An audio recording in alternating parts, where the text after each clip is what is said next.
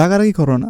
রাগারাগি করলে জিনিসটা অন্যদিকে চলে যায়, ঝগড়ার দিকে চলে যায়। আমরা এখানে ঝগড়া করতে বসিনি, আমরা এখানে একটা প্রবলেম সলভ করতে বসেছি, তাই তো? তো রাগারাগি করবে না, শান্ত মাথায় খুব ভালোভাবে সুন্দর করে ওকে বোঝাও যে দেখ এটা আমার সিচুয়েশান, আমার খারাপ লাগে জিনিসটা, আমার সত্যি খারাপ লাগছে, তুই বল এখন আমরা কি করতে পারি, তুই বল, তুই কেন দিচ্ছিস না, তুই উত্তর দে কিছু।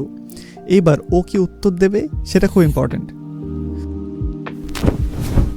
ও যদি তোমার এই সমস্যাটাকে খুব ভালো করে বোঝে এবং বলে যে হ্যাঁ হ্যাঁ এটা এটা তো ঠিক বলেছিস, আমিও অনেকদিন ধরে ভাবছি যে আমি হয়তো সেইভাবে এফোর্টস দিতে পারছি না, কারণ আমার পরীক্ষা চলছে, কারণ আমার এই সমস্যা চলছে, কারণ আমার ফ্যামিলিতে এটা চলছে, কারণ আমার বন্ধুদের সাথে ঝগড়া হয়েছে, মানে ও কিছু একটা বলবে তো, সেটা খুব ইম্পর্টেন্ট। ও রিজনটা কী দেয়, ও কারণটা কী দেয়, কীভাবে কারণটা দেয়।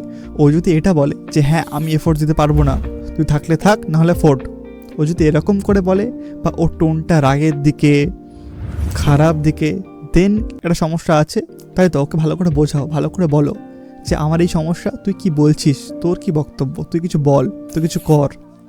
একবারের জন্য ওর কথাটাও শোনো। আমরা তো আমাদের মনে মনে আমাদের দিকটা ভেবে বসে আছি যে আমার এই আমার এই আমার এই, একবারের জন্য ওর দিকটা শুনি না, ও কি বলতে চাইছে, দেখি না ওর কথায় কতটা লজিক আছে।